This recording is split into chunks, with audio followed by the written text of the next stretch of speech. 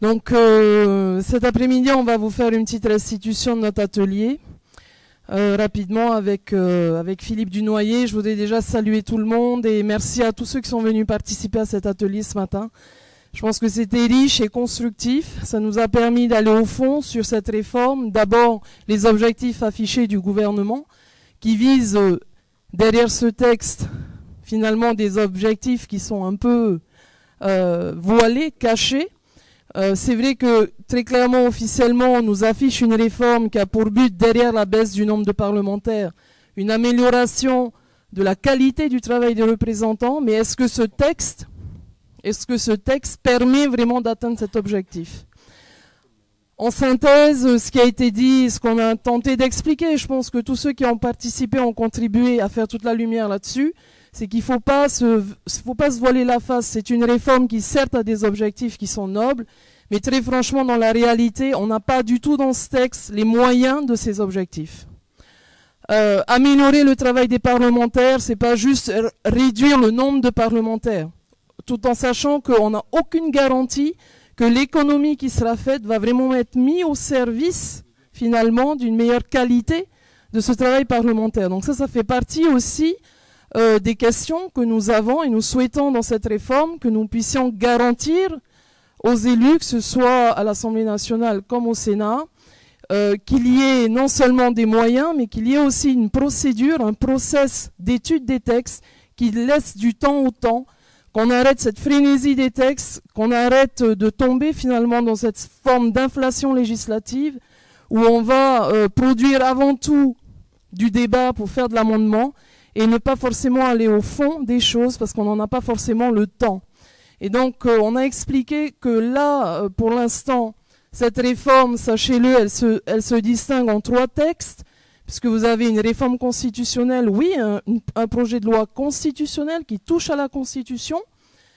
Vous avez derrière une loi organique dans laquelle, en fin de compte, figure cette baisse des parlementaires, et puis une loi simple sur des dispositions diverses. Donc il faut, je crois, pour l'UDI, essayer d'être assez clair dans ce message pour expliquer aux gens de ne pas se leurrer, parce que finalement, les objectifs qui sont annoncés, 1, ne figurent pas dans cette première loi, et 2, elle est encore très incomplète, elle ne répond pas à cet objectif de fond, qui est de retrouver la confiance, finalement. Retrouver la confiance des citoyens. Ça a été un peu la seconde partie de notre débat, je vais laisser un peu Philippe Dunoyer s'exprimer là-dessus. Mais finalement, on a parlé de l'abstention, que derrière l'abstention, il y a une forme de défiance de l'autorité. Derrière cette défiance, un manque de confiance dans la capacité des élus à vraiment changer le quotidien. On a entendu ce matin des personnes nous dire « Oui, mais de toute façon, ce qu'il faut changer, c'est la haute administration, c'est elle qui décide de tout. Même si on change les élus, eh bien, finalement, on continue à avoir les mêmes politiques publiques. » Donc, je pense que ça a été très intéressant sur tout ce volet, sur comment faire en sorte que ce qu'on conçoit au niveau de nos assemblées, les textes qui sont produits, puissent avoir un effet positif au quotidien dans la vie des gens. Et c'est ce que les gens ne perçoivent pas assez. Voilà, après figure toute la partie... on a discuté aussi des politiques d'évaluation, de contrôle. C'est peut-être ce dernier volet qui, pour nous, dans la réforme constitutionnelle, est véritablement intéressant. Voilà. Excusez-moi, je suis un petit peu impressionnée. Vous êtes très nombreux. Merci. Merci de vos encouragements. Je voudrais juste terminer sur un point, le fait que pour nous, ce qui est important, c'est que la voix des territoires soit entendue. Parce que derrière les élus de proximité, il y a des citoyens, et je pense que ceux qui sont les plus à même de comprendre ces difficultés au quotidien, de comprendre justement les blocages dans la traduction des concepts législatifs, ce sont vous, les élus, les militants au quotidien qui doivent régler ces situations. D'où la question aussi du mode électoral des prochains élus du Parlement. La dose proportionnelle, on en a parlé. Est-ce qu'on doit introduire finalement un double système avec des élus de circo et des élus choisis sur une liste? est-ce qu'on complique pas aussi le débat, est-ce qu'on complique pas le mode électoral? Ce sont un peu tous ces sujets qui ont été brossés ce matin et j'ai trouvé ça très riche, très constructif. Merci de m'avoir permis de participer aussi à ces débats avec mon collègue Philippe Dunoyer. Puis je viens d'un territoire qui est tellement loin d'ici, quelque part. Hein. On est polynésien, on est français, mais c'est d'autres réalités pour nous. Voilà. Merci.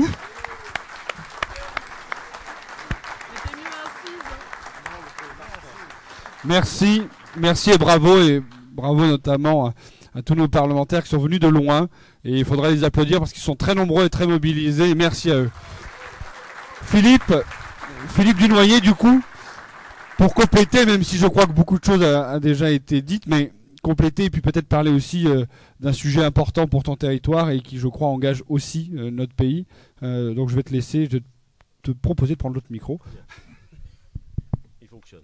Très bien, merci beaucoup. Est-ce que vous m'entendez bien? Je le rapproche? Ah oui, là vous m'entendez mieux. Parce que moi je m'entends bien. Donc déjà je voudrais remercier Maïna qui a quasiment tout dit, qui a été très bien, très précise dans sa restitution. Associer Michel, notre collègue Michel Zoumkeller, puisque nous étions tous les trois à l'animation de cet atelier ce matin. Remercier les participants, et je le disais, et j'espère qu'ils sont là encore tout de suite pour le valider, que c'était des échanges très intéressants parce qu'ils étaient empreint d'expérience et de retour de terrain. Donc on avait une discussion et un échange avec des professionnels de la profession, comme dit Godard. Pour le coup, le sens, en fait, c'est le sens, moi, que je voudrais simplement rajouter, puisque Maïna a été très complète. La quête de sens de cette réforme constitutionnelle, elle est quand même assez difficile à identifier, puisque au début, au commencement, était une promesse électorale à traduire dans un texte, hein, pour faire très court. Et ensuite, autour de cette réforme sont venus se rajouter certains dispositifs. Jean-Christophe le dit très bien, et je ne pourrais pas le dire mieux que lui, le Parlement, l'Assemblée nationale et le Sénat, le Parlement français, est parmi les plus faibles en termes de pouvoir, et dans les missions, et dans le contrôle de la norme, et dans le contrôle de l'action de l'exécutif. C'est une réalité.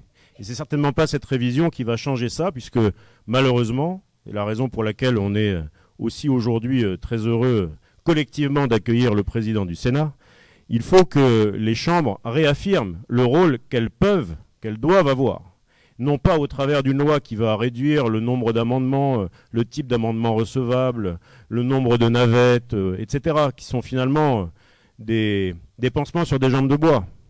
La vraie réforme, qui d'ailleurs pêche aujourd'hui dans les résultats électoraux et dans le nombre des abstentionnistes de plus en plus importants, c'est que justement il y a plus ou moins de sens dans l'action publique, dans l'action notamment des parlementaires qui sont globalement aujourd'hui visés par cette réforme, mais c'est plus l'action publique, l'action politique qui doit trouver du sens. Et ça passe aussi par les administrations, Maïna en a parlé, on en a beaucoup parlé ce matin, les administrations qui sont parfois considérées comme très centralisatrices, très indépendantes finalement du pouvoir politique, à telle enseigne qu'avec ma microscopique petite expérience d'1 an et demi de député, on a vu, et j'ai vu, des ministres être prêts à accepter des amendements, quel que soit l'auteur de l'amendement, et les administrations au banc leur expliquer que c'était pas bon. Ou expliquer à des élus de la nation, à l'Assemblée nationale, qu'ils ne pouvaient pas déposer cet amendement parce que la Constitution l'interdisait. Comme si la Constitution n'était pas justement réformée par les élus de l'Assemblée nationale. Comme si le droit, au-dessus, autour, en dessous, était plus fort que la capacité de changer la norme et de finalement redonner du sens. Donc c'est une réforme qui est importante parce qu'il y a bien sûr le nombre, bien sûr la dose de proportionnel, il y a bien sûr, et c'est important pour nos territoires qui sont, au-delà de leur éloignement, qui sont aussi traversés par des contraintes économiques inhérentes à la distance. Hein. On est très loin, donc c'est plus cher. On est un tout petit marché, forcément, donc c'est plus cher. On a des difficultés à s'approvisionner normalement. On a forcément des coûts donc, qui sont inhérents, des difficultés structurelles, et on a besoin d'avoir du lien.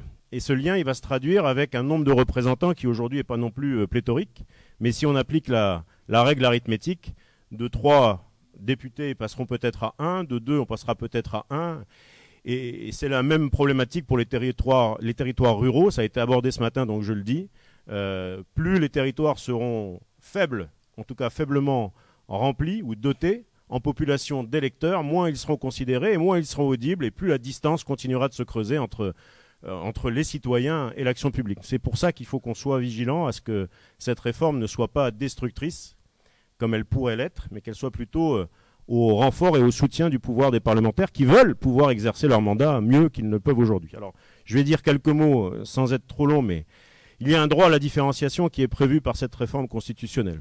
Donc, il est essentiel.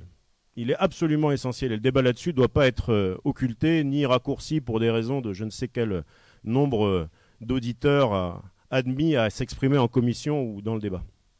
C'est essentiel et c'est ce qui me fait dire justement qu'il y a en tout cas ressentir une schizophrénie dans le texte. Parce que le texte propose un droit à la différenciation, c'est-à-dire un droit de prendre en considération les différences que les territoires, chaque jour, quotidiennement, révèlent, pour éviter d'avoir une action publique qui soit binaire ou monolithique. Et singulièrement la Nouvelle-Calédonie, donc j'en parle quelques secondes, merci de pouvoir le dire. Pardon, parce que c'est un réflexe un peu égoïste, mais je pense que ça vous intéresse aussi. On a le 4 novembre un référendum. Un référendum d'autodétermination. Excusez du peu, donc avec une faculté pour les 175 000 Calédoniens qui seront inscrits le 4 novembre de décider ou pas de sortir de la République. La majorité s'exprimera et le non va l'emporter très majoritairement, indépendamment des sondages qui le confirment, on le sait. Mais l'enjeu n'était pas là. L'enjeu, c'était justement de traiter le 5, le 6 et le 7, de voir comment une revendication très forte, très lourde, qui a été très dure, en tout cas même meurtrière, dans notre histoire, sur le territoire, pouvait être gérée. Et aujourd'hui, je peux dire, alors il faut être prudent toujours, mais que grâce à l'action à la fois de l'État depuis plusieurs années en Nouvelle-Calédonie, grâce à l'action des parlementaires qui ont voté des modifications de notre loi organique qui sont totalement exorbitantes du droit commun, qui nous ont permis par exemple d'inscrire d'office des gens qui n'ont jamais fait aucune démarche pour être inscrits sur des listes électorales, ce qui n'existe nulle part ailleurs dans le droit positif. Ça a été possible et ça a été validé à l'unanimité -2 à l'Assemblée et à l'unanimité -2 au Sénat, parce que les parlementaires qui sont là, et j'associerai tous les groupes, ont compris qu'il y avait une sensibilité et la nécessité de faire en sorte que ce référendum soit une affaire entre Calédoniens. Donc c'était sécurisé au plan juridique, et maintenant on a une liste électorale qui n'est plus contestée, donc on devrait avoir un environnement juridique stabilisé, des leaders qui maintenant expriment des revendications démocratiques, c'est-à-dire un scrutin qui doit exprimer ce qui s'exprimait dans la rue maintenant dans les urnes, c'est tant mieux. Des émissaires internationaux, c'est aussi très original, mais l'ONU a dépêché depuis 2 ans très régulièrement des missions, et là pour le 4 novembre il y aura encore des experts de l'ONU qui seront missionnés pour voir comment ce scrutin se passera, avec des représentants des États de la région. On aura 250 non pas seulement magistrats, mais fonctionnaires de l'État qui viendront dans les bureaux centralisateurs, dans les bureaux de vote pour expertiser le déroulement de ce scrutin. Et donc on a tout un environnement qui protégera la Nouvelle-Calédonie, parce qu'au fond c'était ça qu'on voulait éviter, d'un retour des événements qui ont tragiquement marqué l'histoire de la Nouvelle-Calédonie dans les années 80. Alors, ça se présente bien, on verra comment l'environnement se passera d'ici là, et on aura ensuite d'autres besoins d'aller modifier la Constitution, puisque je rappelle que la Nouvelle-Calédonie dispose d'un titre, c'est le seul territoire à avoir ce titre-là, et c'est pour ça que je fais un lien avec le principe ou la possibilité de différenciation. Les Outre-mer ont 3 articles, le 73, le 74 et ce titre pour la Nouvelle-Calédonie. Donc il existe déjà bien une capacité d'intégrer ce que nos territoires représentent de spécificité, avec des histoires qui sont ni bonnes ni mauvaises, peu importe, qui sont spécifiques. Et ce droit à la différenciation, moi j'imagine en tout cas, mais le débat aura lieu, qu'il est essentiel pour que justement on sorte d'un système centralisateur vers un système différencié, mais qui, et ça a été dit ce matin aussi, donc je fais le lien avec l'atelier, soit accompagné de moyens. Certains intervenants l'ont dit, ce serait parfait à condition qu'on nous donne les moyens d'exercer ce droit à la différenciation. Or aujourd'hui, de plus en plus, et ça fait partie de la crise de vocation, puisqu'il y a même des maires qui démissionnent de manière assez nombreuse, la crise des vocations dans les mandats d'élus viennent aussi de l'incapacité pour ces élus d'être en possibilité de répondre aux attentes de leurs administrés. Donc vouloir instaurer un droit à la différenciation, le permettre à tous les étages de l'organisation institutionnelle, c'est une bonne idée. Il faut qu'elle soit accompagnée de mesures. En tout cas, c'est ce que je pense. Et c'est certainement ce qui permettra non seulement d'avoir une vision beaucoup plus proche des réalités de terrain qui sont au-delà des Outre-mer, à l'intérieur de l'Hexagone très différentes, du nord au sud, de l'est à l'ouest. Aucun territoire ne ressemble à un autre. Il faut pouvoir mettre ce principe dans la Constitution, je crois. En tout cas, c'est quelque chose que je soutiens, mais à condition, derrière, encore une fois, que ça ne soit pas quelque chose qu'on agite en vitrine et que derrière, aucun moyen ne soit mis en cuisine pour servir le plat qui est promis sur le menu dans la vitrine. Et donc, c'est tout ce travail-là dans la révision constitutionnelle aussi, c'est d'avoir un lien entre les trois textes, Maïna en a parlé tout à l'heure, mais au-delà, dans les relations, et on le verra dans les mois qui arrivent par rapport à cette révision, puisque le Sénat exprime un certain nombre d'amendements, les groupes de l'opposition expriment et demandent un certain nombre d'amendements, il faut qu'ils soient entendus. Marc Fesneau l'a dit, donc je le redis, parce qu'il a effectivement démontré dans le cadre des premiers échanges qu'il avait une capacité au titre du groupe qu'il préside à essayer de faire passer ces sensibilités différentes. Il faut qu'on puisse se retrouver, pas faire de ce sujet un sujet d'opposition, mais un sujet plutôt d'union nationale. On en a bien besoin et je pourrais même faire un lien, si j'osais, avec Sophie Oconi qui disait hier par rapport aux élections européennes qu'il recherchait des valeurs. C'est-à-dire qu'il recherchait une identité européenne pour retrouver du sens par rapport à la construction de l'Europe. Il faudrait peut-être se poser la question de savoir qu'est-ce que ça veut dire être européen, quelles sont les valeurs qui nous réunissent. C'est exactement le travail qu'on a conduit en Nouvelle-Calédonie. Et on n'y est pas encore parvenu, mais il y a des parallèles qui peuvent se faire. On a aussi besoin de trouver des valeurs qui nous rassemblent pour former une identité. On a besoin de la France pour nous protéger des agressions extérieures et de l'intérieur, un peu à l'image de l'Europe qui peut nous protéger, comme le disait M. Maluré hier, des agressions extérieures et intérieures. Et on a besoin de la France pour maintenir la paix dans laquelle on vit depuis 30 ans, un peu à l'image de l'Europe aussi. Et on l'a vu là aussi, un exemple a été donné. Attention, la paix n'est pas un acquis, ça s'entretient et ça se construit au travers notamment de structures aussi vastes que l'Union européenne. Voilà, donc merci d'avoir permis de parler un petit peu de la Nouvelle-Calédonie. Merci encore pour le travail en commission, pardon, c'est une déformation, en atelier ce matin. Et merci de m'avoir écouté. Merci beaucoup, merci. Merci.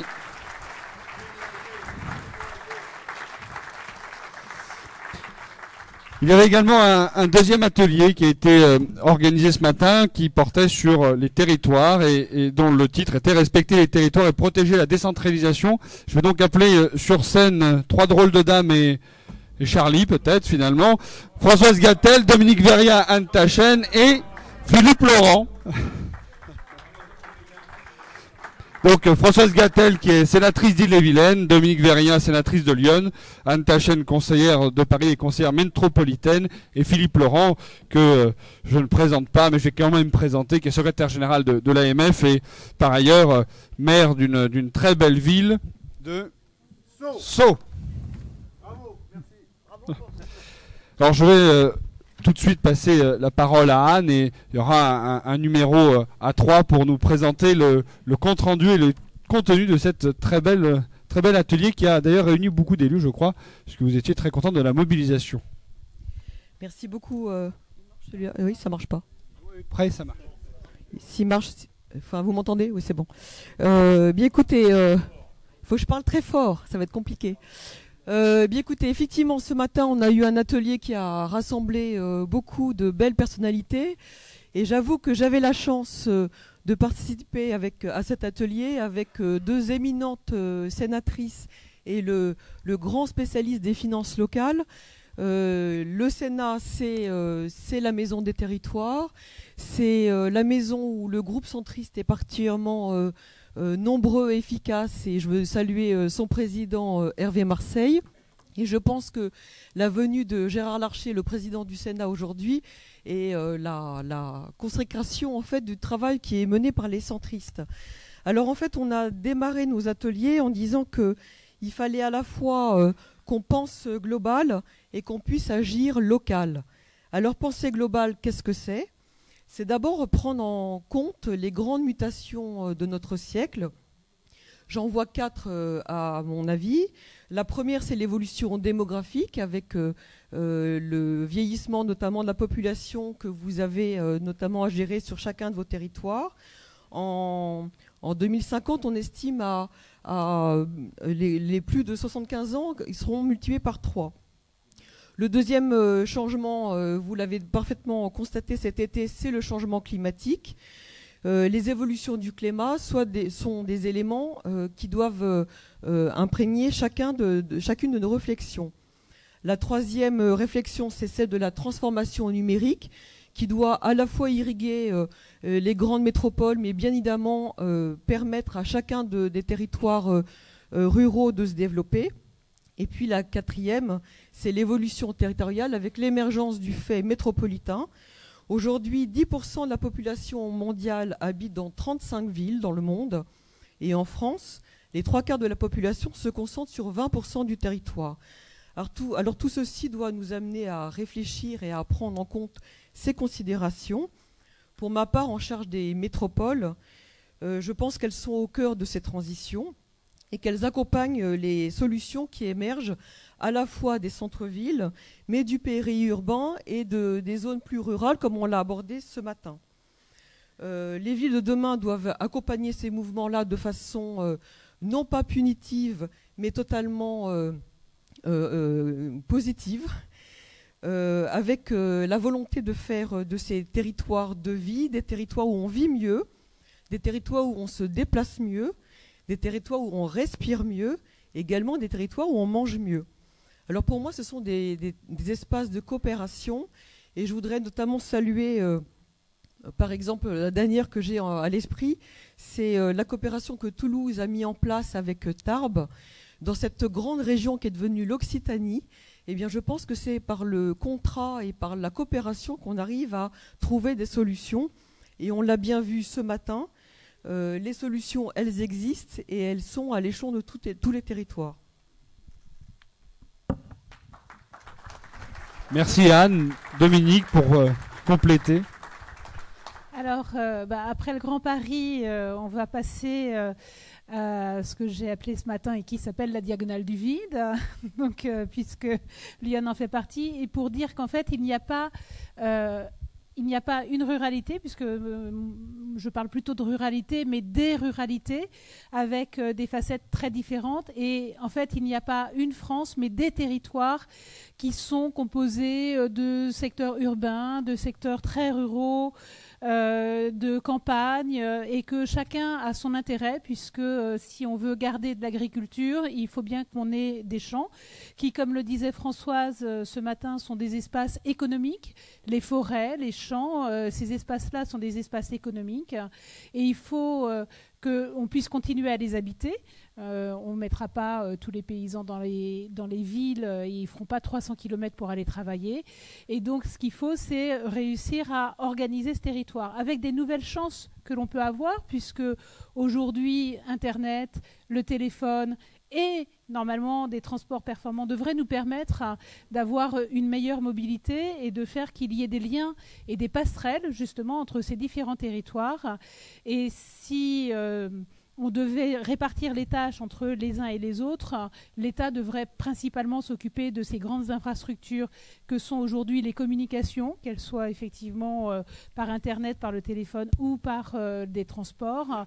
Et après, la décentralisation serait une bonne chose, puisque ça permettrait de déléguer aux territoires en fonction de leurs capacités, en fonction de leurs atouts, en fonction de leurs particularités, de se développer avec une contractualisation qui pourrait être différente et avec des répartitions de compétences qui pourraient être différentes. Nous parlions ce matin des crèches. Il est vrai qu'en Ile-de-France, les communes peuvent s'occuper des crèches.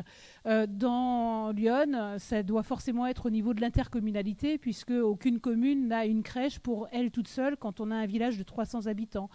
Et puis, je comparais aussi, selon que l'on habite dans une métropole ou que l'on habite en ruralité, c'est très différent, mais tout comme quand on travaille dans un grand groupe ou dans une PME, il y a des avantages et des inconvénients. La seule chose, c'est qu'on n'a pas tout à fait le même travail et qu'on peut apprécier, mais on s'organise différemment. Et donc nous, je pense que dans nos secteurs, on peut parler de services au public parfois plus que de services publics. L'important, c'est que le service soit rendu, même s'il n'est pas rendu en ayant une perception, mais en ayant une maison de service au public qui fait à la fois perception, Pôle emploi, etc. Si on met la poste dans un commerce, pourquoi pas. L'important, c'est que le service soit là et on peut s'organiser différemment. Mais pour s'organiser différemment, il faut nous permettre de le faire, d'où le besoin de décentralisation et que cette décentralisation soit une vraie délégation de pouvoir et pas que l'État garde ce pouvoir en fait et nous dit faites, je vous en prie, mais en fonction de ce que moi je vous dis et en fonction des moyens que moi je vous donne et en fait nous donne finalement aucune réelle liberté pour créer nos espaces et nos chances de nous développer. Voilà. Et puis pour dire que grâce à ce vieillissement, on peut aussi parler de silver economy. Grâce à ces espaces, on peut aussi parler de nouvelles énergies. Et donc ces différences, en fait, peuvent devenir des atouts. Il suffit qu'on regarde les choses un petit peu différemment, qu'on change le prisme et qu'on sache que l'énergie, l'espace, l'agriculture sont aussi des sources d'économie sur lesquelles il faut compter. Merci beaucoup pour cette intervention dense. Françoise. Merci beaucoup. Bonjour à tous. Je voudrais tout d'abord remercier tous les participants à cet atelier qui a été très riche et qui, je crois, pour la mission que le président nous a confiée à moi et à Philippe Laurent, on a récolté du matériau pour construire ou proposer un corpus d'idées sur la vision de l'UDI, sur l'organisation des territoires. Et je voudrais dire qu'on a une approche très intéressante. C'est-à-dire on a parfois l'habitude d'avoir des ateliers ruralité, des ateliers métropolitains. Et bien là, on a repris le slogan qui était là, c'était « dialoguer mieux ». C'est-à-dire que dans cet atelier, on a eu la concrétisation qu'il y avait des mondes, des univers et des territoires, que la ville n'était pas un ensemble unique, mais qu'il y avait à l'intérieur des territoires différents, et la ruralité était aussi, pouvait se décomposer. Et puis, nous n'avons pas été dans la lamentation, et ça c'est super.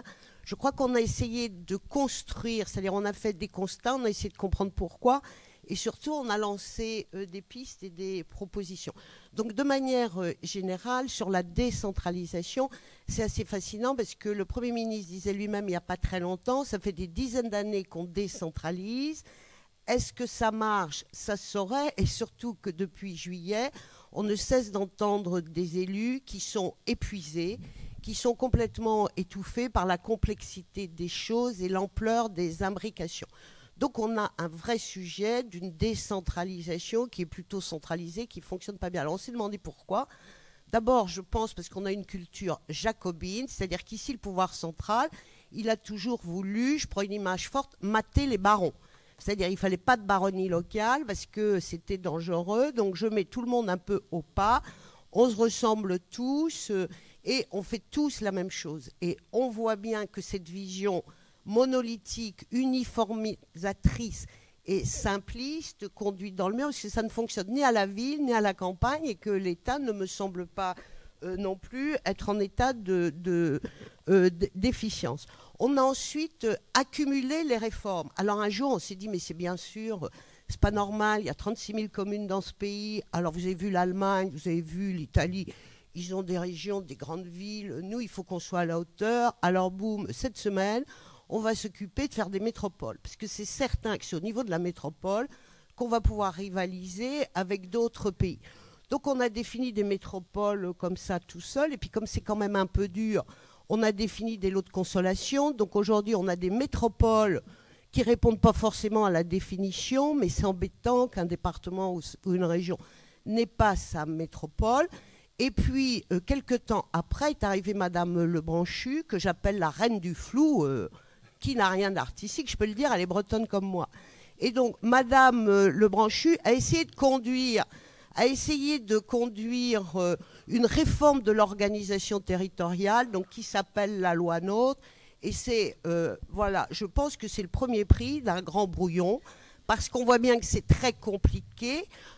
Et puis surtout, on n'a jamais parlé d'argent. C'est-à-dire, on a dit, vous allez faire ça, vous allez faire ça, mais on ne sait pas quel argent vous allez le faire, parce que pendant ce temps-là, on a nationalisé les finances locales, c'est-à-dire la taxe d'habitation demain, et puis la taxe professionnelle. Donc il y a un vrai sujet là-dessus. Et puis, on a vu que pendant ce temps-là, l'État nous disait, vous êtes dépensiers, c'est pas bien. Et puis, vous agissez mal, sauf que l'État, il s'occupait de nous, mais pas de lui.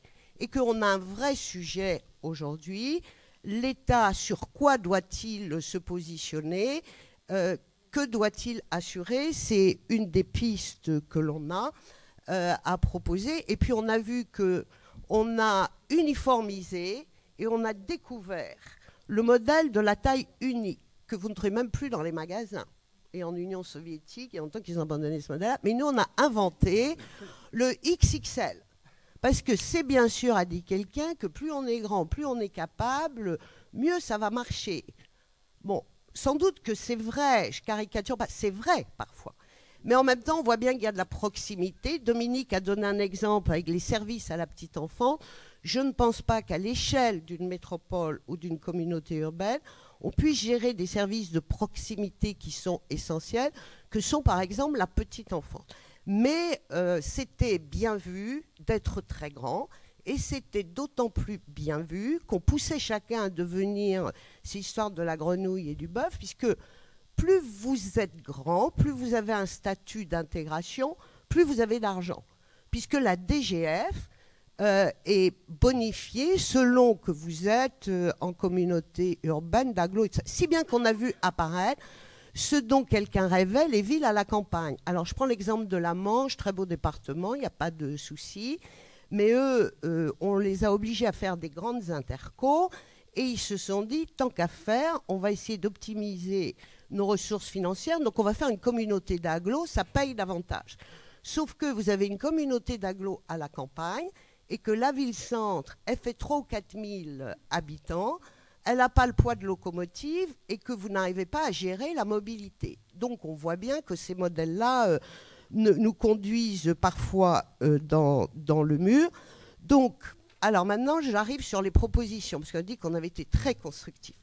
Moi, je pense que, et nous pensons qu'un pays qui va bien, c'est d'abord un État fort et des territoires forts, et un législatif fort. Et un État fort, c'est un État qui se situe sur ses compétences régaliennes, il s'occupe de la sécurité, il s'occupe d'un certain nombre de choses, et puis surtout, il garantit l'équité et la solidarité entre les territoires. Parce que si les territoires veulent être autonomes, il ne faut quand même pas qu'on laisse les pauvres entre eux et les riches entre eux. Donc c'est à l'État de jouer ce rôle de solidarité et de péréquation. Enfin, on pense, et on est nombreux au Sénat et à l'Assemblée, à dire que la loi, elle ne doit pas imposer, formater, elle doit permettre et donner un cadre qui permettra au territoire d'inventer sa propre solution, parce que c'est au plus près qu'on invente les choses. Donc on a parlé de l'urgence de la réforme de l'État, hein, parce que voilà, il y a quand même un peu de travail à faire. Et puis il y a cette notion d'équilibre des territoires. Alors l'atelier, je le disais, était intéressant parce qu'on n'a pas opposé la ruralité à la ville. Ce ne sont pas deux mondes différents, et on ne doit pas assister la ruralité à coup de subventions pour leur laisser croire qu'on les aime beaucoup et que ça va être formidable. Non, non. Moi, je pense qu'il faut une articulation entre la ville et la campagne. Parce que la ville, elle ne peut pas se développer sans ce qu'on appelle son hinterland. Et je vous raconterai une anecdote de mon département. Le maire de la grande ville de mon département, c'est Rennes, je suis d'Ille-et-Vilaine, me disait, j'étais présidente d'une petite interco, 25 000 habitants, ma pauvre Françoise, alors déjà, dans ma pauvre, vous voyez, voilà, ma pauvre Françoise, les gens qui habitent chez toi viennent travailler chez moi. Bah, je lui dis, c'est vrai. Mais pour que tu aies des gens qui viennent travailler chez toi, il faut qu'ils soient logés quelque part. Et donc, ils viennent habiter chez moi. Donc, on voit bien comment on est liés et comment le dynamisme et la vitalité d'un territoire nécessitent d'articuler les deux. Alors, qu'est-ce qu'on peut proposer? On a proposé l'idée de pacte de solidarité territoriale, c'est-à-dire dans des espaces peut-être départementaux où il y a une grande ville et des territoires et des communautés de communes. Pourquoi on n'a pas un pacte de solidarité pour permettre que chacun contribue au dynamisme du territoire? Et puis on a beaucoup parlé du bloc local. Alors mon cher Jean-Luc, président de l'intercommunalité, pardonnez-moi, je vais être peut-être politiquement incorrect, mais venant de Bretagne, il y a des bonnets rouges, alors, mais on est quand même très constructif en Bretagne. Moi, je pense qu'on a une vraie interrogation sur le bloc local et dans la relation commune-intercommunalité. Moi, je pense que l'intercommunalité, il faut la défendre parce que c'est ça qui a permis que des territoires se structurent, qu'ils bougent, qu'on se développe en économie, en équipement structurant. Mais la vision qui avait été donnée par Marie-Lise Lebranchu, sincèrement, je pense que c'est trop souvent une vision de transfert systématique de compétences que l'interco ne peut pas forcément exercer et qui serait mieux à l'échelle de la commune. Et on a une culture de l'interco qui soulève parfois beaucoup d'antagonisme entre les élus des petites communes et des grandes communes. Certains ne trouvent pas leur place, voilà. Et on a, et je sais que tu es très attentive, la nécessité de rapprocher l'élu municipal de l'interco et le citoyen. Et que je pense, et c'est là où j'arrive avec mon idée politiquement incorrecte, je pense que l'organisation territoriale, et j'aurais terminé, l'organisation territoriale, elle bouge avec les évolutions que Anne a évoquées. Aujourd'hui, il y a d'autres besoins, il y a d'autres attentes. Mais je pense que le bloc local, il est indispensable pour la proximité et l'efficacité.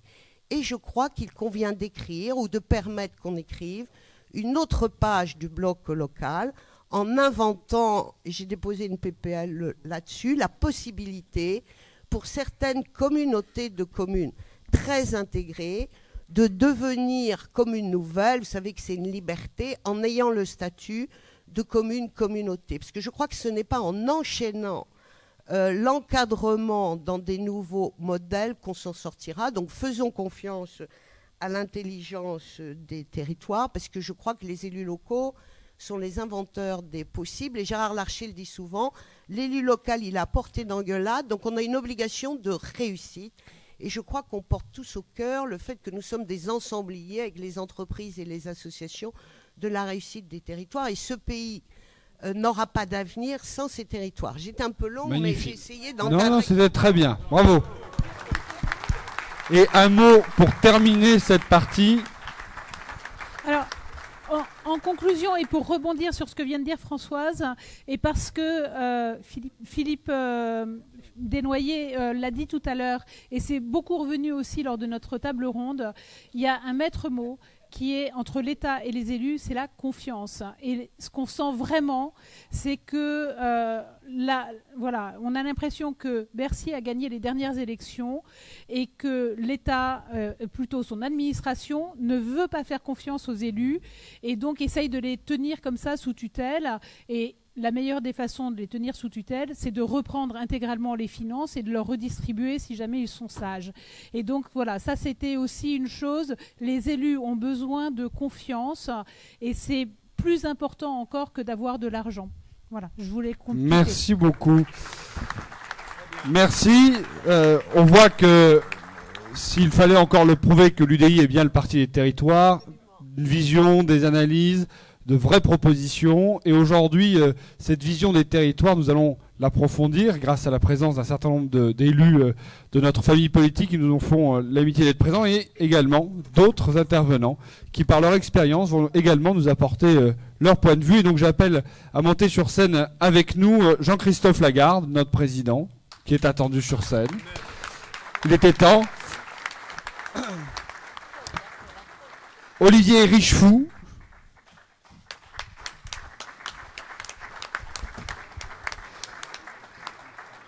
Je maintiens le suspense, comme ça laisse le temps que les chaises apparaissent comme par magie. Olivier Richefou, évidemment. Jean-Luc Rigaud. Maurice Leroy. Jean-Marie Bockel. Et Jean-Luc Moudenc. Merci de les applaudir.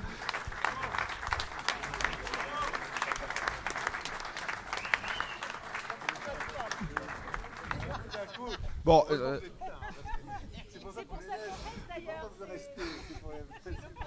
c'est presque paritaire. Bon. Donc table ronde, je le disais. Et Gérard Larcher qui est au fond de la salle. Merci à lui d'être parmi nous et merci de l'accueillir comme il se doit.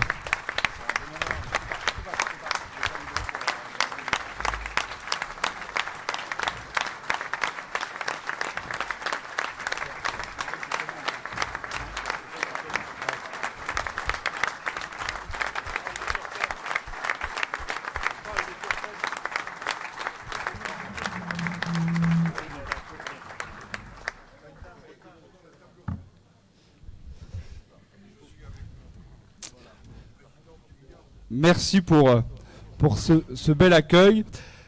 Du coup, effectivement, table ronde qui va nous permettre finalement d'approfondir les débats que vous avez eus ce matin en ayant un regard à la fois d'expérience et d'expertise sur l'ensemble des collectivités locales qui constituent l'environnement institutionnel qui est le nôtre. Et j'aimerais commencer par mon voisin de gauche. Alors, je l'ai appelé Charlie affectueusement et amicalement parce que c'est évidemment le secrétaire général de l'AMF, maire de Sceaux, qui est également notre secrétaire national en charge des collectivités territoriales en relation avec Françoise Gatel. Au fond, aujourd'hui, les élus locaux, on le sait, sont sous pression. On a une forme certains diront de dépression d'un certain nombre d'élus locaux. L'AMF est quand même le réceptacle de toutes ces attentes, de tous ces besoins. Un petit tour d'horizon peut-être de la situation des maires et sans doute aussi, d'une certaine manière, ce qui fonde les besoins des collectivités, sans doute un peu plus de liberté dans l'administration peut-être. Merci et bonjour à toutes et à tous. Mes chers amis, moi je suis très heureux de m'exprimer ici devant vous en tant que, naturellement, secrétaire national en charge des collectivités territoriales avec Françoise, mais aussi là, à l'heure actuelle, comme secrétaire général de l'Association des maires de France. Et si vous me le permettez, je voudrais d'abord remercier et rendre hommage à Gérard Larcher, qui tient depuis toujours d'ailleurs, mais qui le tient de manière de plus en plus affirmée, un message clair, engagé sur l'importance des territoires et l'importance des maires de France. Et je le remercie aussi pour son appel à un dialogue confiant avec l'État. Car c'est effectivement, comme disait Dominique tout à l'heure, ce qui aujourd'hui fait défaut. Et je suis certain que naturellement, si le président du Sénat donc tient ce discours qui nous convient parfaitement et que nous soutenons totalement, c'est aussi parce que au Sénat, il y a des sénateurs, beaucoup, et pas seulement chez nous naturellement, mais surtout chez nous, qui sont engagés avec ce même discours et cette même conviction. Et je saluais donc le groupe centriste au Sénat et son excellent président Hervé Marseille, que nous connaissons bien à l'AMF, parce qu'il a été longtemps vice-président, comme Françoise d'ailleurs, de l'AMF. Le travail qui est fait par le groupe est très très important. Et je crois que les élus le reconnaissent en tant que tel. Et puis permettez-moi aussi, je le dis parce qu'il faut comprendre que nous tous qui avons ces mêmes convictions, nous travaillons ensemble. Je veux saluer aussi la délégation du Sénat aux collectivités territoriales qui est présidée par Jean-Marie Bockel, qui est là, et qui, là aussi, est à la fois prête une oreille extrêmement attentive. Nous avons énormément de relations avec cette délégation qui permet donc de construire un discours cohérent et qui traverse évidemment l'ensemble des groupes du Sénat. Et ça me permet de dire qu'à l'Assemblée, nous avons également la chance, malgré toutes les difficultés, d'avoir donc pu obtenir la création donc d'une délégation donc de l'Assemblée nationale aux collectivités territoriales. Ça n'existait pas auparavant. Qui est présidée donc par Jean-René Cazeneuve et où siègent un certain nombre de nos amis également centristes. Donc il y a au sein des assemblées, même si le non-cumul évidemment a produit ses effets et le produira encore plus au cours du temps, il y a donc des interlocuteurs qui sont parfaitement au fait des difficultés, des attentes, des espoirs des élus locaux.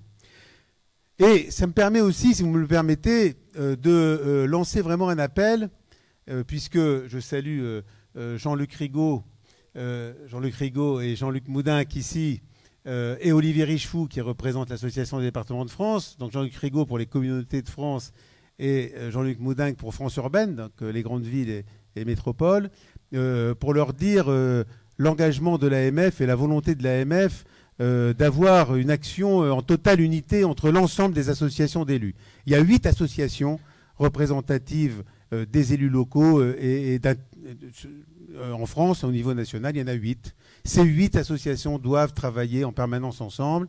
J'en suis pour ma part un partisan très affirmé, y compris avec les présidents précédents de l'AMF, et malgré quelques divergences qui sont des divergences tactiques, j'espère que nous retrouverons donc ce chemin de l'unité qui est extrêmement important, parce que s'il n'y a pas d'unité entre nous, naturellement, qui en profite?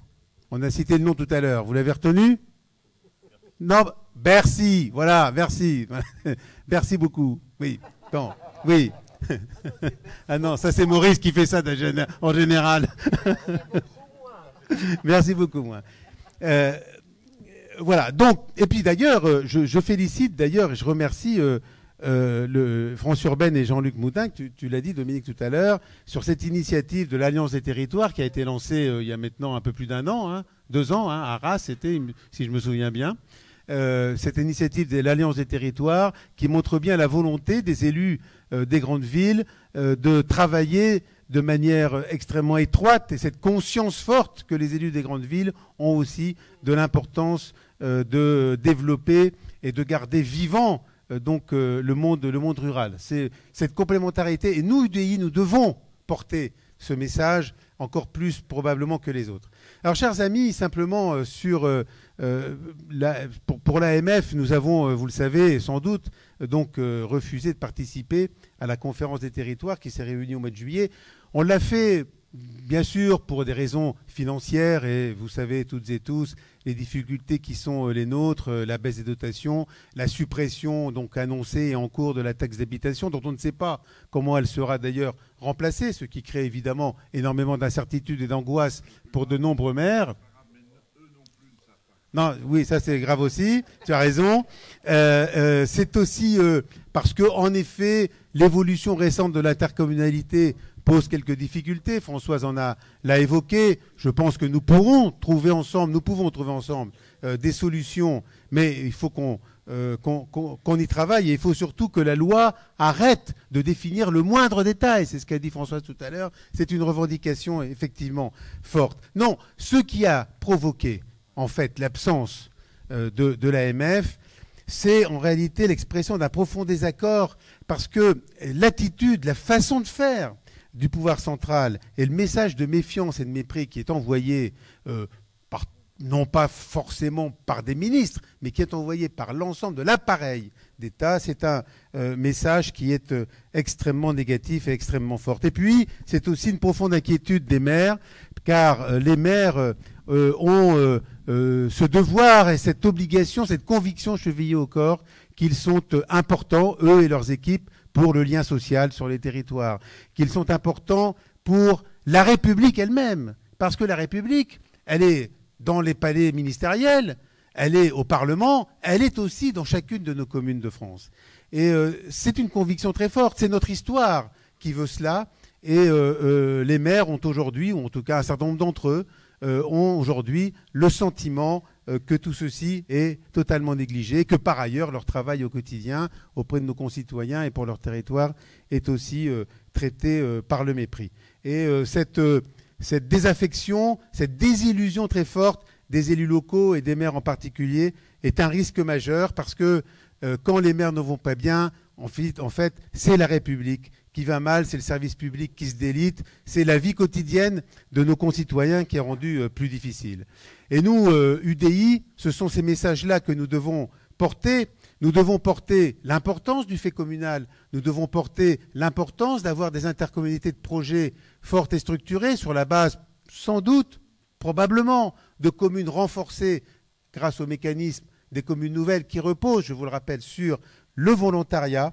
Et nous devons porter l'idée de la contractualisation entre les communes, les intercommunalités, les départements et les régions. Il n'y a que la logique de contractualisation qui nous permettra de prendre en compte la diversité très importante de notre pays, la diversité de nos territoires. Il faut donc, en résumé, que l'UDI porte ce message de confiance aux élus locaux, de confiance aux acteurs locaux, car on ne réussira pas la France sans réussir dans nos collectivités territoriales. Voilà, je vous remercie. Merci beaucoup.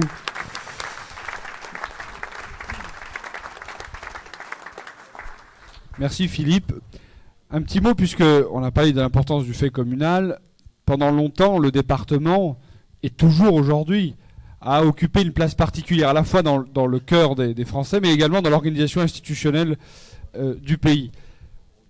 On a tendance parfois, dans les débats institutionnels, à considérer que le département mériterait d'être repensé, redéfini, voire pour certains disent supprimé. Alors c'est un peu de la provocation, mais justement j'en profite. Olivier Richefou, qui est président du conseil départemental de la Mayenne, mais également secrétaire général adjoint en charge du projet au sein de notre famille politique.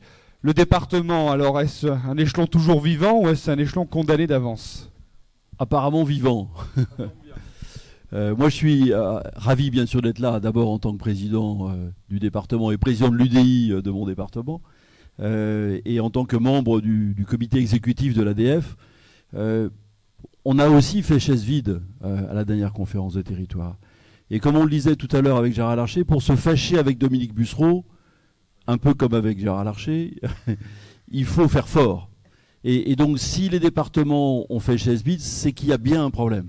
Un problème d'écoute, un problème de relation et un problème de considération.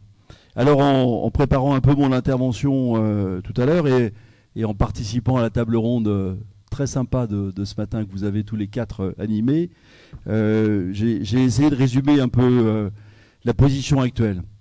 Et la position actuelle, c'est de dire que face à la règle des 3 M, la lettre M, il fallait mettre en place la règle des 3 D. Alors c'est quoi la règle des 3 M? C'est ce qu'on vit actuellement. C'est la vision sans doute de notre pouvoir aujourd'hui. C'est le monde, les métropoles et les miettes. Il fallait trouver un M. Alors, bon. Les miettes, c'est-à-dire pas les moins que rien, puisque c'est notamment un très grand nombre de Français. Mais ceux qui ne sont rien, souvenez-vous de cette expression employée par le président de la République, ceux qui ne sont rien.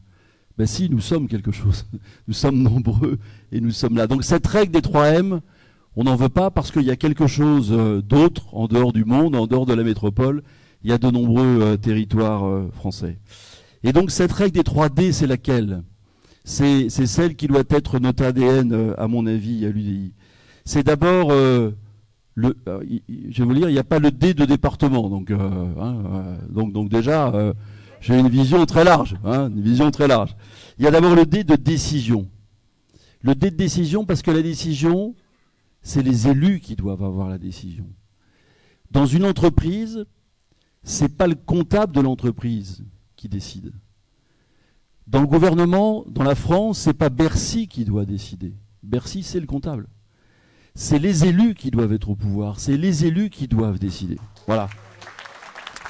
Et donc, ce pouvoir de décision, il faut le reconnaître aux élus. Et à mon sens, c'est un état d'esprit qu'il faut changer dans ceux qui nous gouvernent aujourd'hui. Le deuxième D, c'est doublon. Parce que c'est à ce titre, quelquefois, que l'on demande la suppression des départements pour dire qu'ils font le même travail que d'autres. Alors, c'est vrai que une collectivité ne doit exister que si elle est utile à nos concitoyens.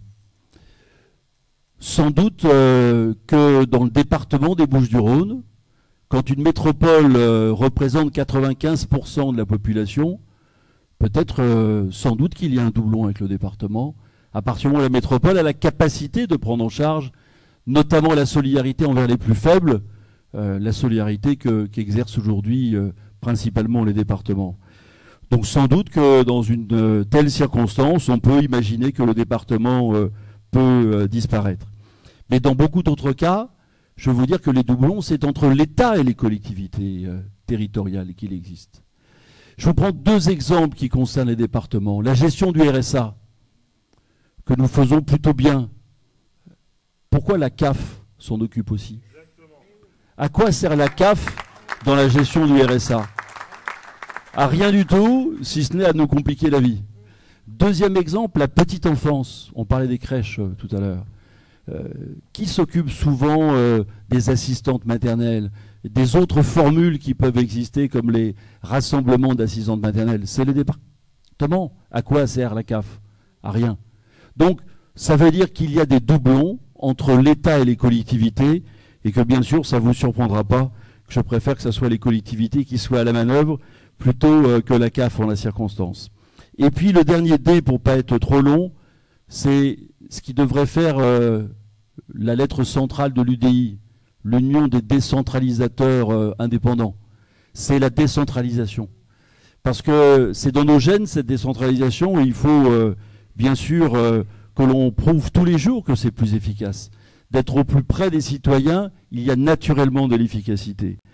Et je vous prends un exemple qui m'a toujours frappé. Je participe, comme beaucoup d'élus ici présents, aux commissions départementales de coopération intercommunale. C'est là où doit se décider la façon dont on a envie de s'organiser sur un territoire. Pourquoi c'est le préfet qui la préside? Pourquoi le préfet préside-t-il cette CDCI? Pourquoi ce ne serait pas les élus qui la présideraient? Eh bien, la décentralisation, c'est donner plus de pouvoir aux élus. Merci à vous. Merci Olivier. Le président Lagarde. Oui, je veux juste mettre l'accent sur une chose pour que vous le sachiez. Dans une conversation que j'ai eue avec le président de la République en décembre dernier, consulté sur les européennes, mais enfin on a parlé de beaucoup d'autres choses, je lui ai fait la proposition, et je pense que c'est un combat qu'il faut que nous prenions, je lui ai fait la proposition de la fusion des départements pour le compte et des CAF. Il est absurde que deux politiques sociales différentes s'appliquent dans un département alors qu'elles s'adressent aux mêmes personnes. Et regardez bien, on est en train de parler de fusionner les allocations et on ne fusionnerait pas les acteurs. Bon. Et j'ai dit qu'il faut choisir un ou deux départements et qu'on fasse le test. Mais évidemment que ça marche. Parce que on voit, évidemment, il y a beaucoup d'allocataires dans un département comme celui de la Seine-Saint-Denis. Et donc on voit en réalité un jugement pour comment j'aide et à quel niveau j'aide le gamin quand il va en crèche, qui n'est pas le même calcul fait par la CAF. Le contrat et la convention n'est pas le même par la CAF que par le département. Les exigences ne sont pas les mêmes. Donc on rend fou les élus locaux, on gaspille de l'argent à travers une administration, et in fine, fusionner les deux et donner ça intégralement au département, à la fois ferait des économies, rendrait de l'équité et permettrait de l'efficacité.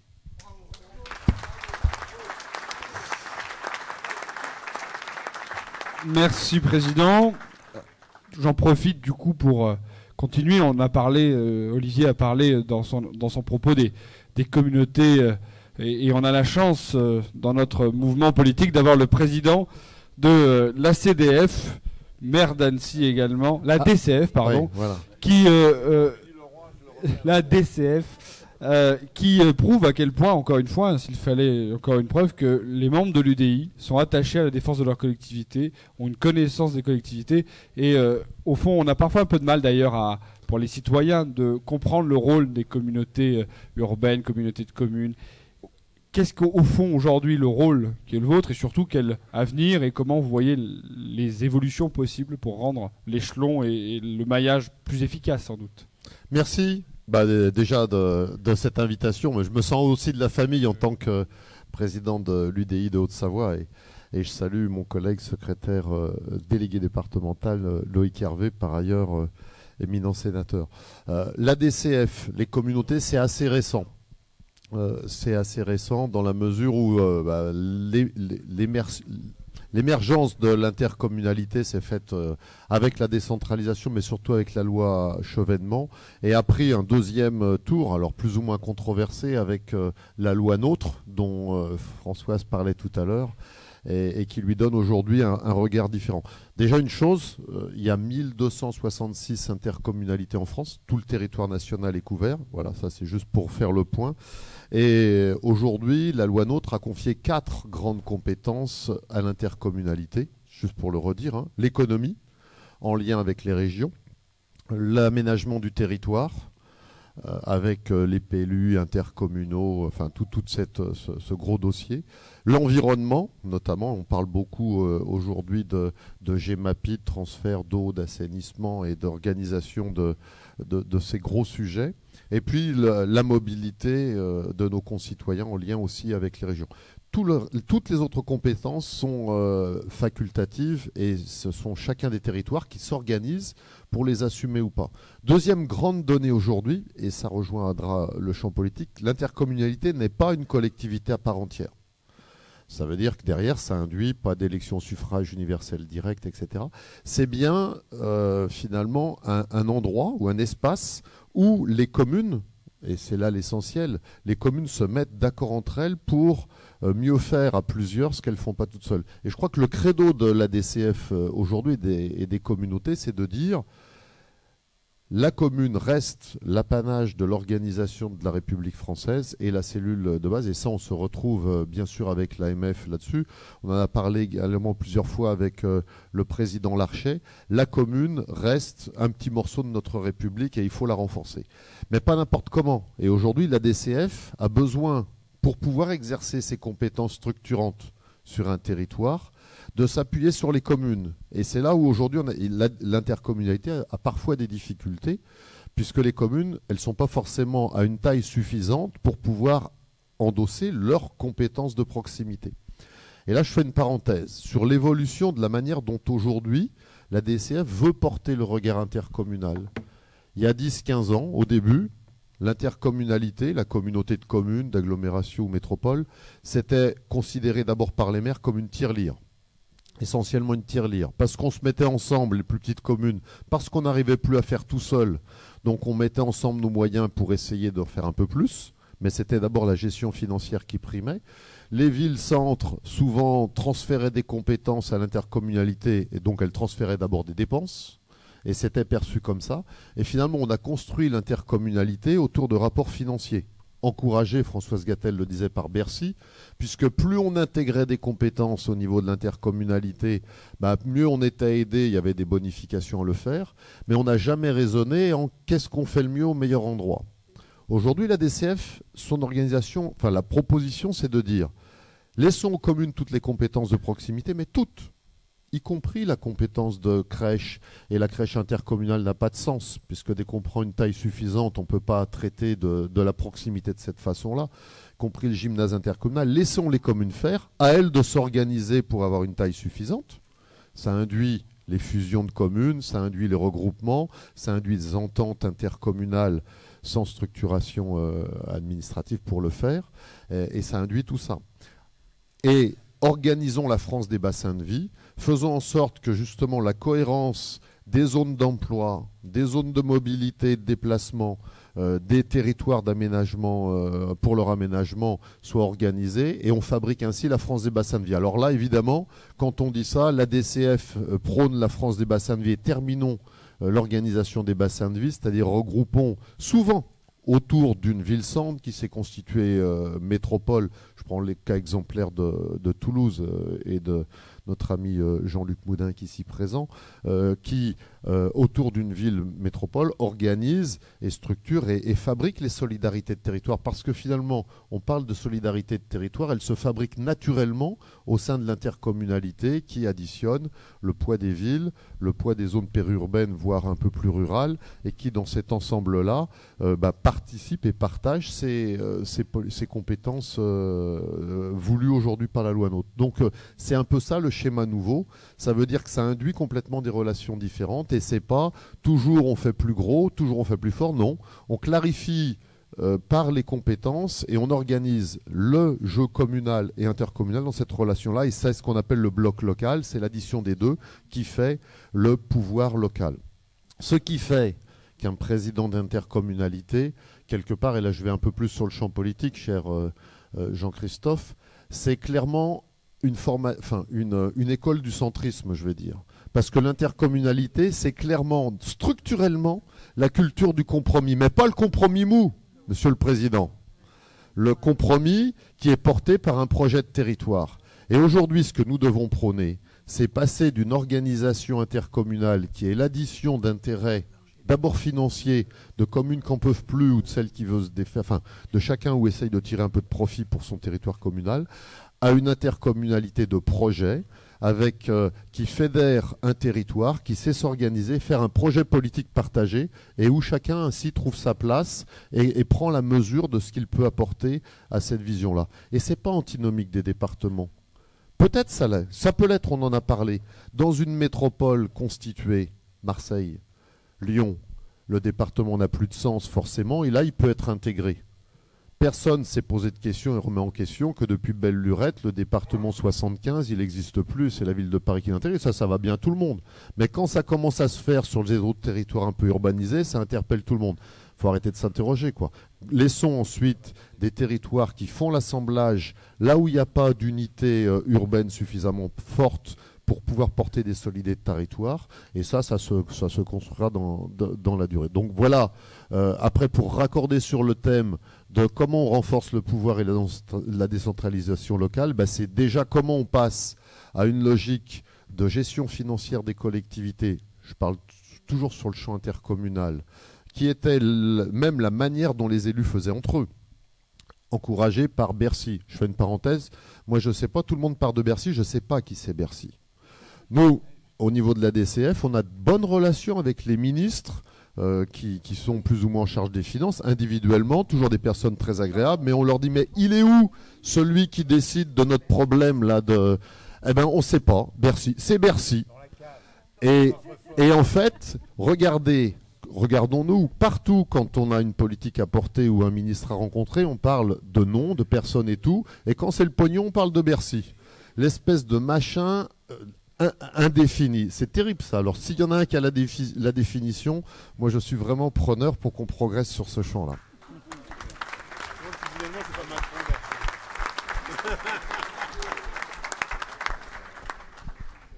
Merci beaucoup, merci pour cette intervention. Ce qui était assez amusant, je préfère le dire parce que vous ne le voyez peut-être pas, mais quand une phrase est commencée, il y a les autres élus qui les terminent et c'est souvent juste. C'est vraiment bon signe sur la cohérence quand même. Évidemment, on a parlé des communes, on a parlé maintenant des départements, on a parlé des communautés d'agglomération. Maurice Leroy, qui a été ministre de la Ville, qui est notre porte-parole, ministre de la Ville, qui du coup a eu à se frotter à un sujet majeur qui aujourd'hui est un peu, pas dans l'impasse, mais qui est dans le tâtonnement, c'est le Grand Paris, avec des grands projets. Est-ce que aujourd'hui, il y a beaucoup d'interviews qui sortent d'ailleurs de Maurice Leroy qui parlent du Grand Paris, donc on voit que c'est un observateur toujours avisé du sujet. Où est-ce qu'on en est et où est-ce qu'on va? Putain, vous avez 2 heures devant vous. Je vais en parler, mais comme grâce à ces petits appareils, on suit l'actu et ce qui se passe, je voudrais dire avec beaucoup d'émotion, je suis sûr de me faire, puisque tu as eu la gentillesse de dire que j'étais nommé par Jean-Christophe pour être votre porte-parole avec Sophie, notre porte-parole nationale, je suis sûr de me faire l'interprète de tous, de chacune ici, pour dire vraiment notre émotion et notre affection à la famille de Simone Veil, après ce qui vient de se produire, qui est inqualifiable. Je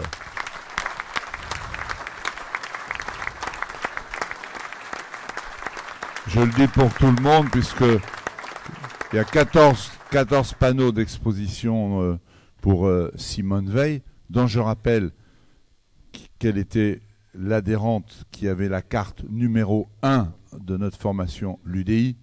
Ça n'est pas rien. Et je trouve ça vraiment minable. Et à ces abrutis, parce qu'il n'y a pas d'autre nom, je crois qu'on peut redire avec force, vous pouvez toujours taguer, dégrader, Simone est éternelle. Voilà.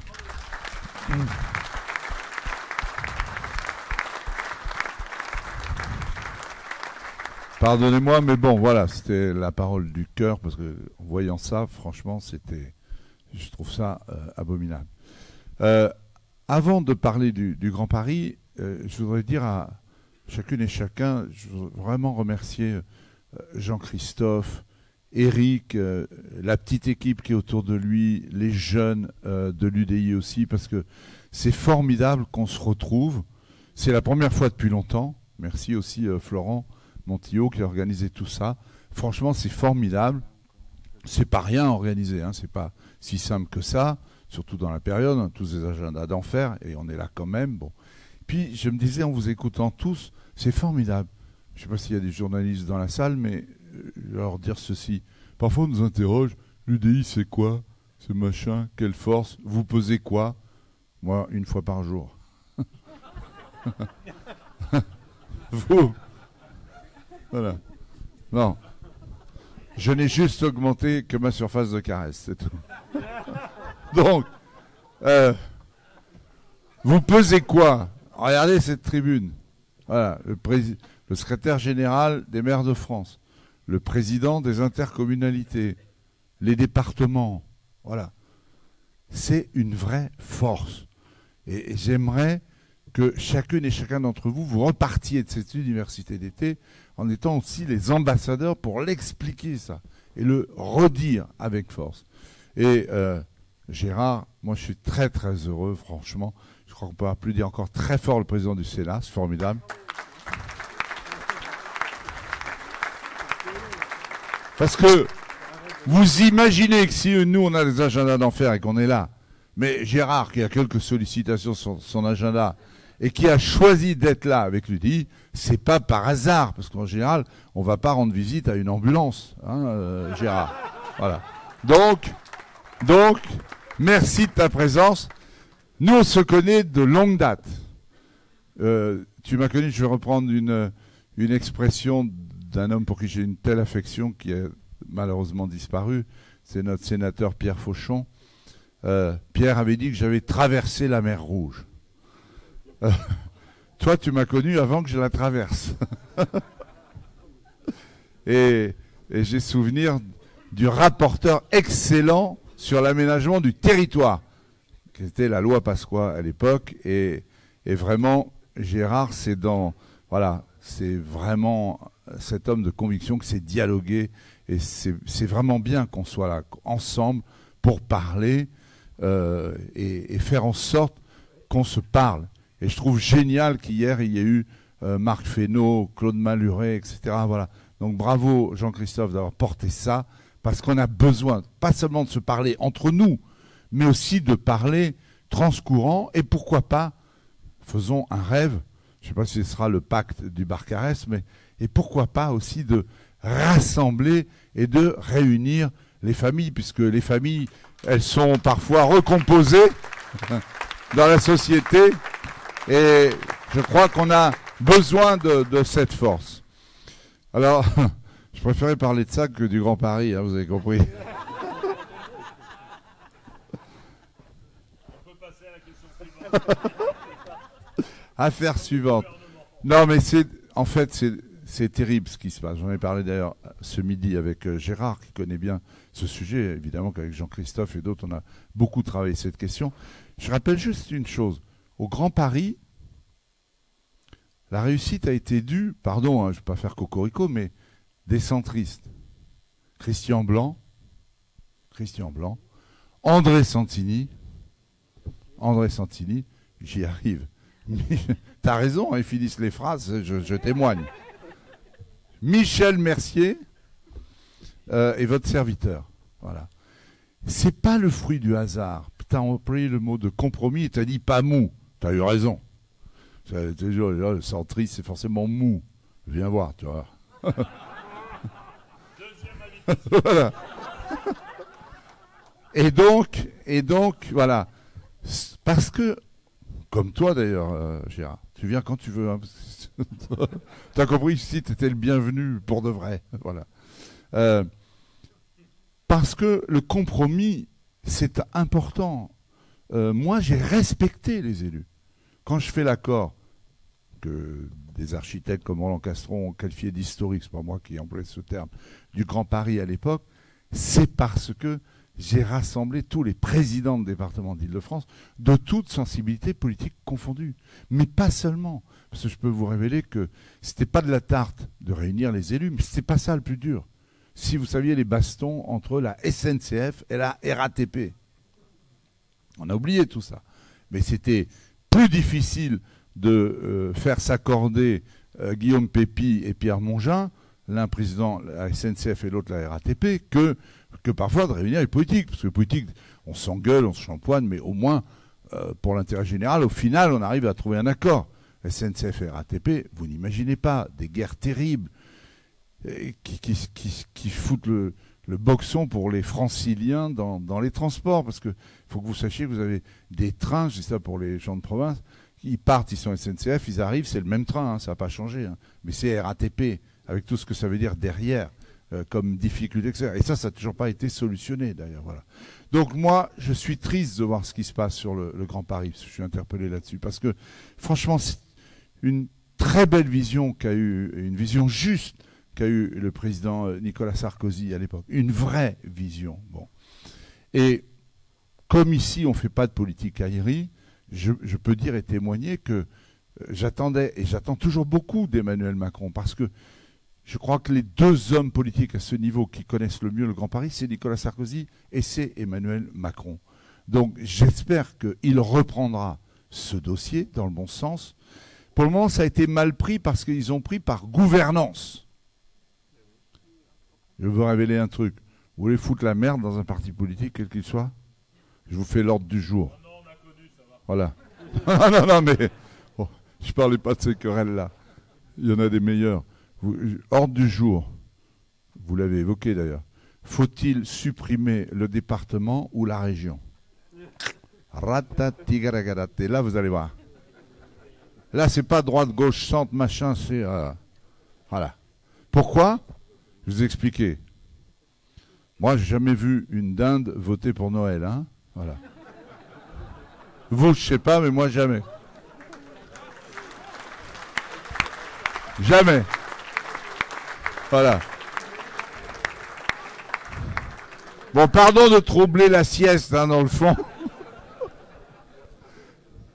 Et la plupart des élus, ils m'en voudront pas, mais ils ont souvent la politique de leur fauteuil. Voilà, c'est ça le drame. Voilà, bon. Et moi, je suis plutôt un crocodile qui est rentré chez le maroquinier. Et c'est peut-être comme ça qu'on a réussi effectivement à faire avancer le Grand Paris. Il faut le reprendre. Je dis juste un mot, que je vais trahir un truc, c'est pas grave. Ça sortira pas d'ici, on n'est pas nombreux. Quand Hollande m'avait sollicité sur le Grand Paris, j'avais dit, tu sais, François, vous pouvez mettre, ils avaient mis nouveau devant le Grand Paris. Alors j'ai dit, il sera inauguré en 2030. Et là, tout le monde m'aura oublié, personne ne m'invitera à l'inauguration. Je suis encore de ce monde, j'irai voir la gueule de la banderole, parce que des gouvernements, il va y en avoir d'ici 2030. Donc si tout le monde a mis nouveau devant, alors il s'est marré, il est assez rigolo, donc il s'est marré. Et je lui ai dit, mais par contre, plus sérieusement, il faut que tu mesures une chose. Il n'a pas écouté, malheureusement. L'Île-de-France, et c'est un Loir-et-Chérien qui vous le dit, l'Île-de-France, c'est 1/3 de la richesse nationale. Et j'avais dit à François Hollande, hélas, ça s'est produit, il n'y a pas de retour de la croissance en France sans retour de la croissance en Île-de-France. Entendez-le. Et c'est un rural qui vous le dit et qui parle. Donc les bastons métropoles, tout ça, ça n'a pas de sens. Voilà. Et hélas, ça ne s'est pas produit. Et on n'a pas eu la croissance. Vous mettez qui vous voulez, même Arlette Laguiller à la présidence de la République, sur le Grand Paris, c'est le même sujet. Il faut reprendre ce dossier à bras-le-corps. Il ne faut pas repartir de la gouvernance. Je vais parler de la gouvernance. Relire le paragraphe précédent. Ce sera baston à hockey choral. Faut reprendre le projet parce que le projet, c'est toujours le projet qui est fédérateur.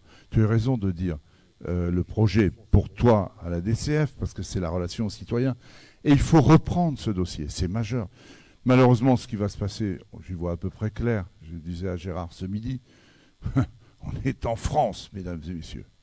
Donc, comme il y a des municipales en 2020, hélas, il ne se passe, voilà, je le date, je le signe. Il ne se passera malheureusement plus rien sur le Grand Paris d'ici 2020. C'est catastrophique. Je rappelle qu'on reçoit les JO en 2024. On fait un dessin par rapport au Grand Paris. Et puis le Grand Paris à l'international, ça peut être formidable pour nos entreprises. Il faut mesurer ce que ça veut dire Paris à l'international. C'est une marque formidable.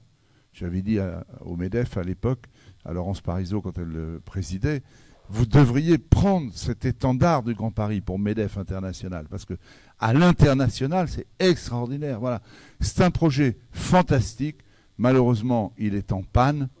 Je crains qu'on ne fasse que les stations qui seront utiles au JO et rien. Or, le Grand Paris, j'ai malheureusement, ministre, j'ai expliqué que ça ne se réduisait pas à un réseau de transport. Parce que moi, j'avais lancé le Grand Paris de la culture, le Grand Paris de la santé. Je le dis aux ruraux, vous ne le savez pas.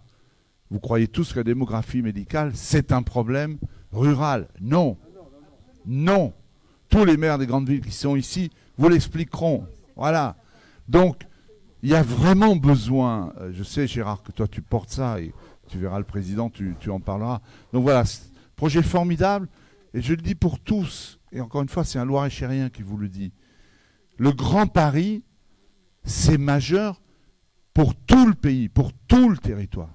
C'est pas seulement une affaire d'Île-de-France. Il faut vraiment, et nous on doit le porter ça, parce qu'on est centriste justement.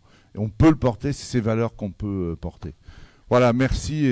Bonne université d'été à tous. Merci, merci Maurice.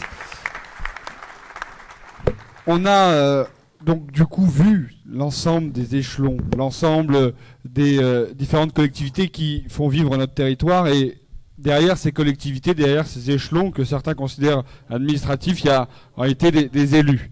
Et on a besoin des élus. Et on a la chance d'avoir Jean-Marie Bockel parmi nous, qui est ancien ministre, président de délégation aux collectivités territoriales du Sénat, et qui a une vision, pour le coup, large et en même temps expert de ce qu'est l'élu, de ce qu'il vit au quotidien et de l'importance qu'il peut avoir pour notre République.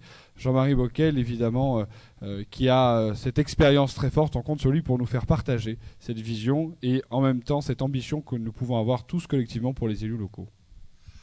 Merci, je vais commencer par dire une chose très, très sérieuse. Moi, je suis très content parce que je suis indemne. Parce que Maurice, il ne faut pas le sous-estimer. Vous avez vu quand même qu'il a parlé avec une force de conviction qu'on lui connaît, mais avec ses mains, avec ses bras, enfin, et je me suis dit, je vais en prendre un, c'est sûr. Ben non, pas du tout. Il maîtrise complètement.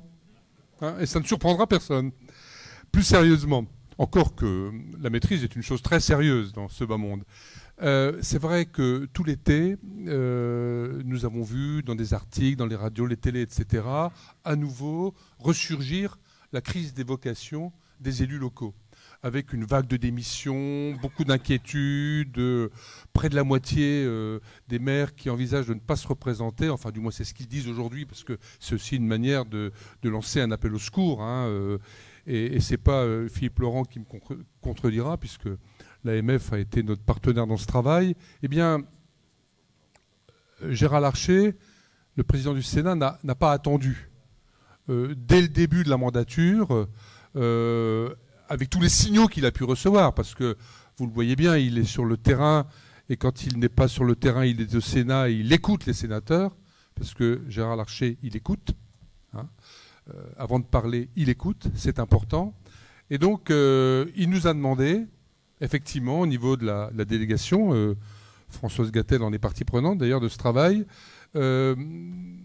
je dirais d'actualiser le diagnostic, parce que cette question du malaise des élus locaux, elle date pas d'aujourd'hui, mais aussi de faire des propositions, et si possible, des propositions concrètes, réalistes, cohérentes, parce qu'on peut toujours avoir un catalogue sans fin, se faire plaisir, et beaucoup de choses ont été faites par le passé, il faut en tenir compte, mais le problème est là.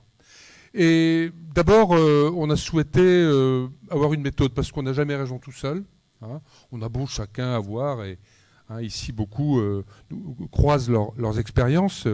Et c'est vrai que notre ADM à l'UDI, et merci encore Jean-Christophe de nous rassembler cet après-midi, hein, c'est aussi cette forme de girondisme. Enfin, on est, bien sûr, on croit dans l'État républicain beaucoup, mais l'État républicain, c'est aussi les territoires.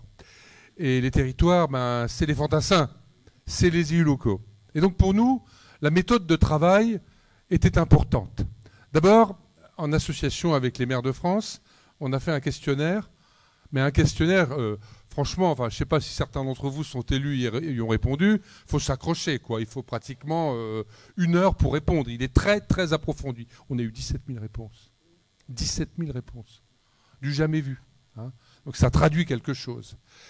Ensuite, on s'est dit, bon, ça c'est bien, mais il y a des associations d'élus qui travaillent, qui réfléchissent, et donc il faut qu'on les associe. Donc notre travail, ça a été des tables rondes. On a même eu d'ailleurs une table ronde spécifique sur la problématique de la parité, qui est aussi au cœur de cette question, hein, parce que dans la crise des vocations, les femmes élues ont aussi des messages à faire passer. Et puis, ça c'est sur la méthode, et à partir de là, on s'est dit, il y a quand même quelques principes. D'abord, pourquoi on fait ça? Parce que vous savez, bon, ici, que vous soyez militant, élu, les deux, je pense qu'il y a une compréhension de la réalité des territoires par rapport à ce qu'on peut dire parfois sur les élus, ceci, cela. En fait, on est dans un contexte qui a beaucoup changé ces dernières années. Tu faisais allusion à François Hollande tout à l'heure, il faut bien reconnaître que les récents textes de loi ont créé un contexte d'insécurité juridique, d'enchevêtrement des compétences. Enfin, une chatte qui reconnaîtrait pas ses petits. Enfin, on ne sait plus où on en est sur fond de baisse des dotations. C'est une situation qui est anxiogène. À partir de là, que veut-on? Au fond, pour nous, pour revenir aux choses simples, hein, il faut, quand on parle des conditions d'exercice du mandat local, qu'un citoyen, une citoyenne, puisse, lorsqu'il s'engage au service de ses concitoyens, de son territoire, savoir quelles en seront les conséquences et la capacité de rendre cela compatible avec sa vie professionnelle, avec sa vie personnelle, la famille. Hein, c'est important si on veut être solide dans la durée. Et comment matériellement ensuite on va pouvoir s'organiser aussi pendant le mandat, mais aussi après le mandat. Et aujourd'hui, avec... oui, mais ça se termine un mandat. Hein, et il y a une vie après. Ça aussi, ça crée du stress. Et puis, vous l'avez dit déjà les uns et les autres, je ne vais pas le reprendre, il y a une très très grande complexification. Il faut être technicien, ingénieur, urbaniste, juriste, et ça, c'est pas possible. Alors évidemment, il y a des communes plus importantes, sur les services, etc. Mais il faut aussi savoir ne pas se laisser dominer par son administration quand on est dans les communes importantes. Et quand c'est des petites communes, on fait tout seul. Donc là, il y a évidemment la question de la formation qui est essentielle. Alors on n'a pas voulu non plus... Parce que ça, c'est un peu facile. Beaucoup d'entre nous sommes frontaliers. Ici, on est près de l'Espagne. Moi, je suis près de la Suisse et de l'Allemagne, d'autres, etc.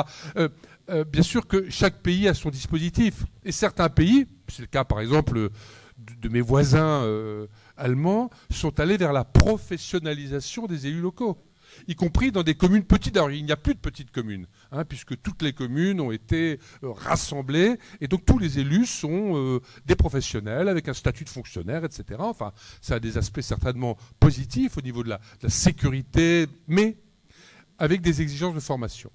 Cette question, nous ne voulons pas aller vers ça. Nous tenons compte de la réalité française. La réalité française, je parlais d'attitude pragmatique, c'est le bénévolat.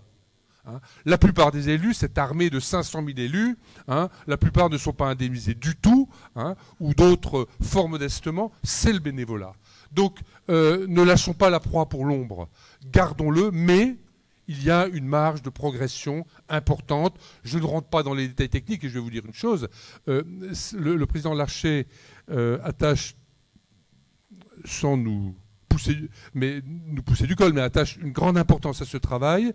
Nous l'avons achevé en juillet, là, vous êtes un peu les premiers devant qui j'en parle. Il souhaite pouvoir, en ayant la quinzaine de rapporteurs de toute sensibilité politique qui ont travaillé d'Espace Françoise au sein de la délégation à ses côtés, il souhaite pouvoir présenter nos propositions lui-même. Donc je ne vais pas le faire maintenant. Je vous donne un peu l'esprit, la méthode de travail, l'esprit, le cadre dans lequel on s'est fixé, c'est-à-dire quel élu nous voulons en France pour demain, et notamment au niveau local. Et c'est cet état d'esprit qui a guidé nos travaux à partir des différents domaines Je vous ai donné quelques exemples, je pourrais vous en donner d'autres. Je sais que nous attendons aussi la parole du président Larcher dans quelques instants, et les derniers intervenants, ils ont un devoir de concision. Je ne dis pas que les autres ne l'ont pas eu, mais en tout cas, nous l'avons. Donc, nous allons, dans les différents domaines, y compris dans des domaines parfois qui sont difficiles à expliquer. Je parlais de bénévolat et de nécessité d'être défrayé. Par rapport à la vie de chacun, sa profession, des moyens souvent modestes. Là, c'est un chapitre. Il y a aussi le chapitre de la protection sociale. On est tombé parfois sur des situations complètement aberrantes, sur des gens qui étaient en arrêt de maladie et qui exerçaient un mandat local, bénévolant dans une petite commune. C'est parti en justice. Puisque je parle de justice, on a eu une table ronde passionnante sur... Alors ça a été très très fort dans la remontée des maires, ce sentiment d'insécurité juridique, y compris dans le domaine pénal. C'est le délit involontaire. Même quand je suis parfaitement honnête, même quand je fais mon travail de mon mieux, je peux me retrouver non seulement devant un tribunal, mais dans un tribunal, chez un juge d'instruction, devant un tribunal correctionnel. On avait d'ailleurs des juges qui sont venus à cette table ronde. C'est un souci. Alors nous sommes...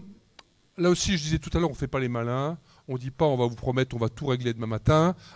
Mais, pour être concret dans mon propos, si demain il y avait davantage, lorsqu'un citoyen, légitimement, s'estime mis en cause ou veut mettre devant une instance judiciaire, une collectivité, eh bien que prioritairement, ce soit la collectivité et non pas, sauf dans des cas effectivement de faute personnelle, l'élu. Voilà quelques exemples et je pourrais en prendre beaucoup d'autres. Je termine.